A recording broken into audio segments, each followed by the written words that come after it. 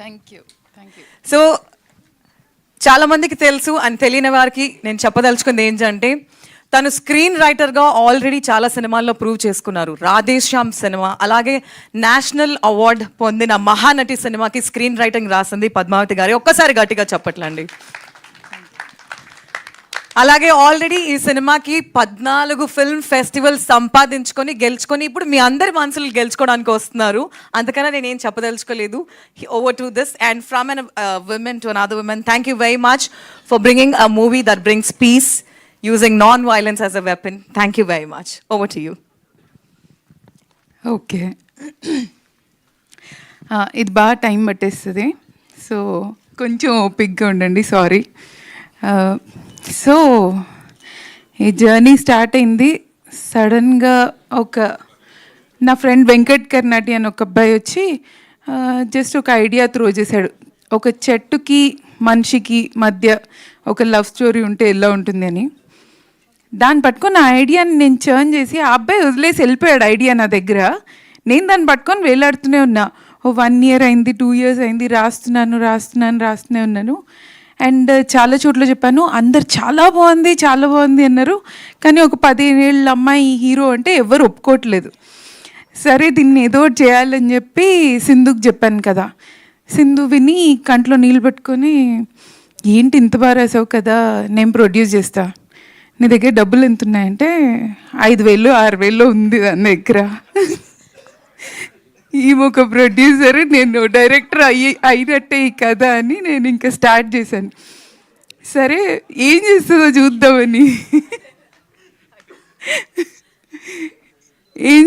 చూద్దామంటే ఏదో అమెరికాలో ఎన్ఆర్ఐస్ ఏదో వెబ్సైట్ పెట్టారు, క్రౌడ్ ఫండింగ్ వెబ్సైట్. వాళ్ళకి కాల్ చేసి, ఇలా మా దగ్గర చాలా మంచి కథ ఉంది, మహానటి రైటర్ రాసింది, మీ అదృష్టం, మేము మిమ్మల్ని అప్రోచ్ అవుతున్నాం ఏంటంటే చెప్పి వాళ్ళ వెబ్సైట్లో పెట్టించింది. ఒక చిన్న వీడియో చేసి పెట్టాం. వాళ్ళు కూడా చాలా ఎక్సైట్ అయ్యారు. మేము క్రౌడ్ ఫండింగ్ చాలా సినిమాలకి సగం వస్తుంది రాదు. వీళ్ళ దగ్గర ఉన్న చిక్ ఏంటంటే ఫుల్ వస్తేనే మాకు ఇస్తారు, ₹1 తక్కువ వచ్చినా మొత్తం తిరిగి వెళ్ళిపోతుంది ఎవరైతే పెట్టారో వాళ్ళకి. అయితే మేము 3 నెలలు చూస్తే మేము అనుకోలేదు, మేము అనుకున్న దానికంటే ఫాస్ట్గా వచ్చింది. సరే ఇప్పుడు మొదలు పెడదాము అంటే మేము వాళ్ళ దగ్గర ఒక క్రౌడ్ ఫండింగ్ కాబట్టి చిన్న బడ్జెట్ అయితే తొందరగా వస్తుందని ఒక చిన్న బడ్జెట్ చెప్పి వాళ్ళు క్రౌడ్ ఫండింగ్ రేజ్ చేసాం. సింధు ఆఫీస్ ఏం చేద్దామంటే మన ఇల్లు ఉందిగా అనింది. సో వాళ్ళ ఇంట్లో నా ఆఫీసు, మా ఇంట్లో వర్క్షాప్స్. సో ఆ టైంలో ఇంకా నేను మొదలుపెట్టాను, గాంధీ ఇప్పుడు ఈ అమ్మాయి క్యారెక్టర్ మీద మొత్తం సినిమా తీసుకెళ్ళి ఆమె భుజాల మీద పెట్టాలి. ఇలా నాకు ఎవరు దొరుకుతారు, ఓకే రాయడం వరకు బాగానే ఉంది. సో వెతుకుతున్నాము, చాలా స్కూల్స్ వెతికాము, చాలామంది అమ్మాయిలను కలిసాము. కథ చెప్తున్నాను, ఇలా గుండు కొట్టుకోవాలనగానే జంప్ అందరూ. ఒక్కరు కూడా ముందుకు రాలేదు. ఒక 500-600 మెంబర్స్ అమ్మాయిలని కలిస్తే అందులో నాకు చాలా నచ్చిన వాళ్ళు ఒక 10-15 మంది ఉంటే ఒక్కరు కూడా ఒప్పుకోలేదు. I don't no, for some reason ఆ ఏజ్ గ్రూపు లేకపోతే కాన్షియస్ పేరెంట్స్ కూడా సినిమా కోసం గుండు కొట్టుకుంటావా అని చెప్పడం. అండ్ దెన్ ఒకరోజు ఒక ప్రివ్యూకి వెళ్ళాం, నేను సింధు సుకుమార్ గారికి సార్ దగ్గర వర్క్ చేసింది కాబట్టి ఆ ప్రివ్యూకి సార్ సుకృతిని తీసుకొని వచ్చారు. అండ్ సార్ని కలిసేసి వచ్చి, నువ్వు సుకృతిని చూసావా, అచ్చు గాంధీకి మనం అనుకున్నట్టే ఉంది. నేను అసలు తిరిగి కూడా చూడలేదు. నేను ఓకే చూస్తాలే అని చెప్పి ఇంటికి వెళ్ళి, ఎందుకంటే మాదో చిన్న సినిమా, ఓ ఊళ్ళో ఏదో షూట్ చేస్తున్నాము, ఎందుకు చేస్తారు, నేను అసలు ఫుల్ కాన్ఫిడెంట్గా అవ్వదు అనేసి ఇంటికి వెళ్ళిపోయాక సుకృతి ఫోటోలు పంపించింది నాకు. చూసి అచ్చు గాంధీలాగా ఉంది సింధు, ఎలా తీసుకొద్దాం ఇప్పుడు తిండి అంటే, ఆగు మెసేజ్ చేసి చూద్దామని రాత్రి 12:30కి ఇద్దరు పెద్ద చర్చ పెట్టుకొని సార్తో ఏం మాట్లాడాలి, ఎలా చెప్పాలి అని మొత్తం చర్చించుకొని, సరే డైరెక్ట్గా అడిగేస్తా అని చెప్పి 12:30కి సార్కి మెసేజ్ చేసింది. సార్ మీకు కథ చెప్పాలి ఫర్ సుకృతి అనగానే సార్ వాట్ అని ఒక మెసేజ్ పెట్టారు. సార్కి అర్థం కాలే అసలు వీళ్ళు ఎప్పుడు చూసారు, ఏం చూసారు, వీళ్ళకి ఈ ఐడియా ఎందుకు వచ్చింది. సరే అని 2 రోజుల్లో మేము లక్కీగా ఆ రోజు మేము మెసేజ్ చేయకపోతే సార్ ఆ నెక్స్ట్ డేనో సార్ షూట్కి వెళ్ళిపోయేవారు. లక్కీగా సూపర్ టైమింగ్ అసలు. ఆ నెక్స్ట్ డే సార్ కథ విన్నారు. కథ నేను చెప్తున్నాను, క్లైమాక్స్లో సార్ ఫుల్ ఎమోషనల్గా వింటున్నారు, సింధు ఎమోషనల్గా వింటుంది. మొత్తం విన్నాక సార్ నేను ఇంకా టెన్షన్ పడుతుందని ఏమంటారు ఏంటి అని. చాలా బాగుంది, తను చేస్తే చాలా బాగుంటుంది, కానీ గుండు కొట్టుకుంటుందో అడుగుదాం సార్. ముందే మాట్లాడేది నాకంటే ముందే సార్ అంటున్నారు గుండు కొట్టుకుంటుందా చూద్దాం. ఓకే సరే ఫింగర్స్ క్రాస్డ్ అనేసి కొన్ని రోజుల తర్వాత నువ్వు ఒకసారి వచ్చి సుకృతితో మాట్లాడు, నువ్వు తబితాతో ఫాలోఅప్లో ఉన్నావు అంటే ఓకే ఎస్ అనుకొని నేను వెళ్ళి మాట్లాడడానికి వెళ్దాం. దారిలో నేను సింధుతో అన్నాను, ఓకే చూడ్డానికి బాగుంది, కరెక్ట్గా క్యారెక్టర్లోకి సెట్ అయ్యేలా ఉంది, ఓకే ఇదంతా ఓకే, ఇప్పుడు అమ్మాయికి యాక్టింగ్ రాకపోతే ఎలా సింధు అని. అప్పుడు మాత్రం నేను చెప్పాను, నువ్వే చెప్పు, ఇండియాలోనే అందరికంటే పెద్ద డైరెక్టర్తో నువ్వు నాకు పేజీలు పెట్టకు, నాకు కెరియర్ ఉంది, ఇన్ కేస్ యాక్టింగ్ రాకపోతే మాత్రం నువ్వు ఇట్లా నిర్మోహమాటంగా చెప్పేయి, అది నీ మీదే రెస్పాన్సిబిలిటీ అని వెళ్ళి ఆడిషన్ చేయడానికి వెళ్తే అక్కడ ఫస్ట్ టైం ఈ పిల్లని చూశాను నేను. వచ్చింది మా సినిమా అంతా తెలంగాణలో, నేను ఆంధ్ర యాక్సెంట్ మాట్లాడుతుంది అనుకుంటే తెలంగాణ యాక్సెంట్ మాట్లాడుతుంది. చూస్తే ఓ తబితా గారు కూడా అలాగే మాట్లాడుతున్నారు. ఓ ఓకే ఒక ప్రాబ్లమ్ సాల్వ్డ్ అనుకున్నాను. నెక్స్ట్ నేను ఆడిషన్ చేద్దాం అనుకుంటుంటే తను స్కూల్లో ఏదో ముందు రోజు జరిగిన కథ ఏదో చెప్తుంది, ఇలా ఫుల్ ఎక్సైటెడ్గా అటు ఇటు తిరుగుతున్నా, మీదకి వచ్చేసి ఇలా నరేషన్ స్కిల్స్ మామూలుగా ఉండలేదు. సొంత ఆడిషన్ దానికైతే చేసేసుకుంది. మేమిద్దరం ఒకరి మొహాలు ఒకరు చూసుకుంటున్నాం, దీని తర్వాత ఇంకెందుకు ఆడిషన్, మనం అనుకున్న దానికంటే బెటర్ ఆడిషన్ ఇస్తుంది అనేసి ఇంకా ఆడిషన్ తనకి సెల్ఫ్గా చేసుకుంది. అండ్ దెన్ నెక్స్ట్ డే కథ వింటా అండి. సో కూర్చోబెట్టి మొత్తం కథ చెప్పాను, ఓపిక్గా వినింది, లైక్ ఆల్మోస్ట్ 3 hours 3.5 hours వినింది.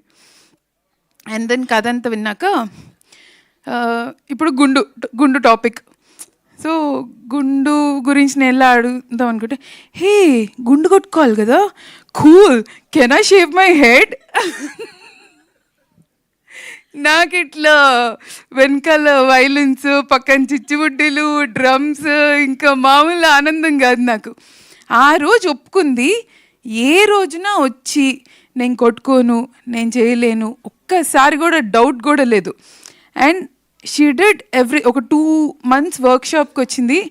అసలు ఏం పెడితే అది తినేది, నో ఫస్, ఏం చెప్తే అది చేసేది.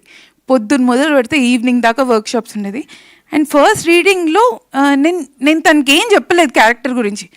తను ఈ క్యారెక్టర్ని ఎలా చదువుతుందో చూద్దాము, ఎలా ఇంటర్ప్రిట్ చేస్తుందో చూద్దామంటే ఈ క్యారెక్టర్ని నా మైండ్లో ఉన్నదానికంటే అట్లీస్ట్ ఒక 100 సార్లు బెటర్గా ఇంటర్ప్రిట్ చేసింది.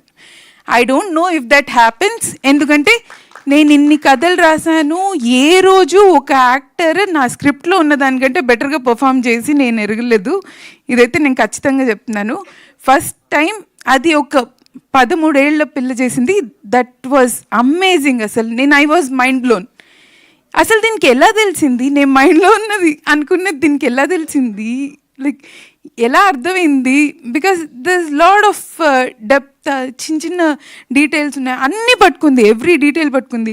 నేను అనుకున్న పేస్లో చదువుతుంది, నేను అనుకున్నట్టు వర్క్షాప్లో పర్ఫామ్ చేసి చూపిస్తుంది. ఈ వర్క్షాప్లో ఇవన్నీ నేను చూస్తున్నాను. ఒకరోజు సార్ కరెక్ట్గా షూట్ ముందు రోజు నైట్ 1 o'clockకి నేను సార్కి ఇంకా ఫోన్ చేశాను.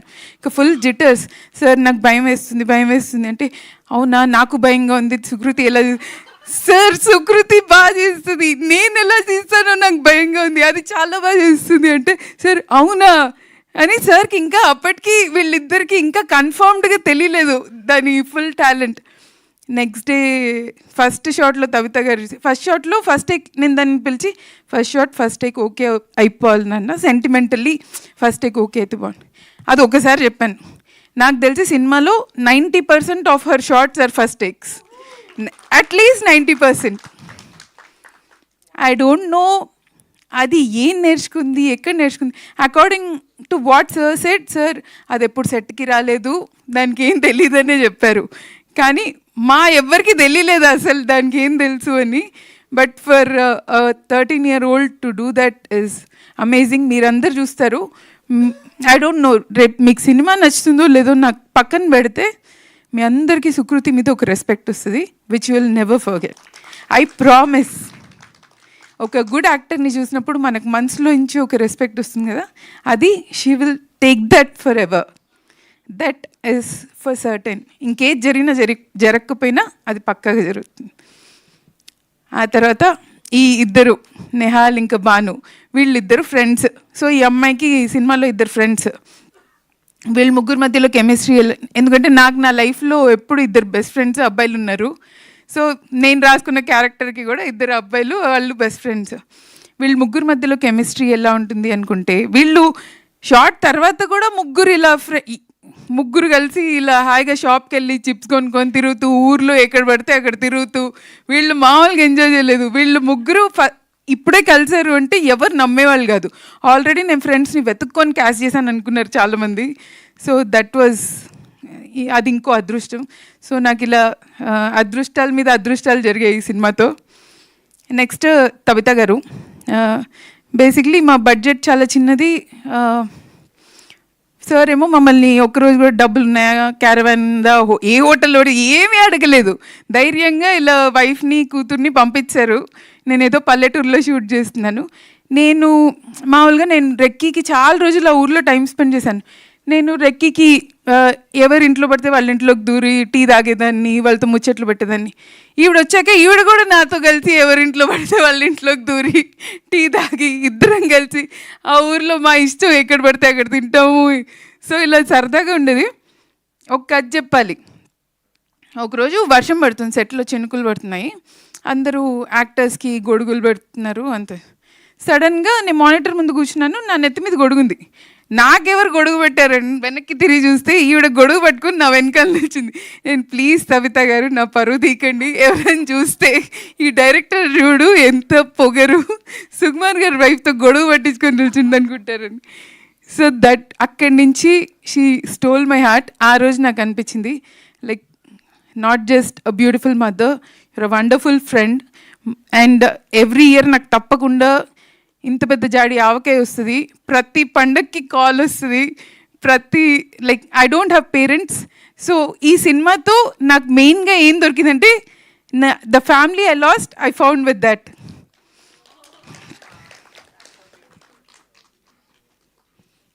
ఓకే అమ్మో. Can I supply everybody?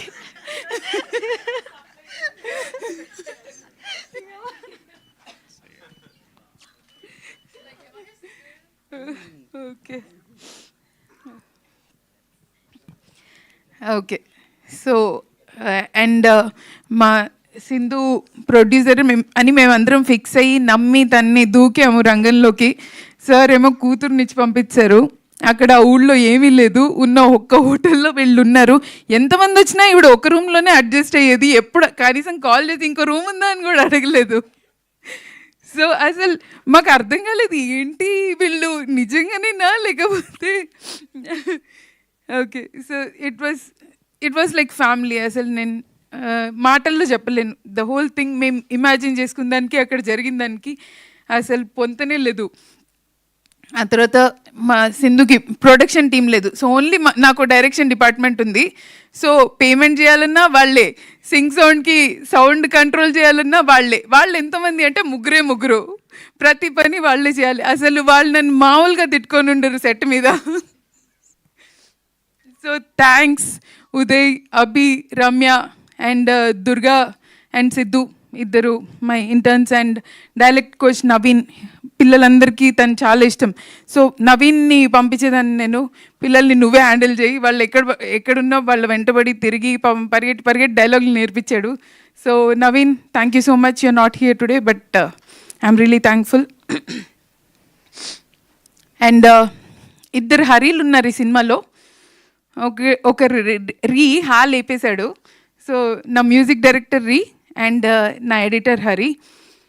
These two are the biggest support నాకు పోస్ట్ ప్రొడక్షన్లో.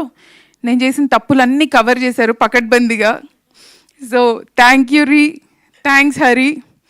అండ్ చక్రపాణి గారు సినిమాలో గాంధీ తర్వాత మోస్ట్ ఇంపార్టెంట్ రోల్ తాత రోల్. అండ్ తాతకి వి ఆల్వేస్ వాంటెడ్ మీలాంటి ఒక pure hearted soul, and I'm lucky we found you. And Lavanya and Raghu who played Sukriti's parents, మీ ఇద్దరికి కూడా like thank you so much. You both did a beautiful job. Raghu క్లైమాక్స్లో ఒక సీన్తో అందరినీ ఏడిపిస్తాడు, విచ్ ఐ గ్యారంటీ. అండ్ ఇదంతా జరిగాక ఇంత చిన్నదా పెద్దదా నాకు తెలియదు, మంచిదా. అండ్ దెన్ సినిమా అయిపోయింది. అయ్యాక సార్ దగ్గరికి వెళ్ళి, సార్ సినిమా అయిపోయింది కదా అంటే, ఓకే ముందు ఫెస్టివల్స్కి పంపించు అన్నారు. నాకు గుండెల్లో రాయబడింది, ఇప్పుడు ఇది ఫెస్టివల్స్కి పంపించి ఎప్పుడు లేదు, నీకు యాజ్ అ ఫిల్మ్ మేకర్ నీకు ఫెస్టివల్స్కి పంపించు, చాలా బాగా వచ్చింది, నీకు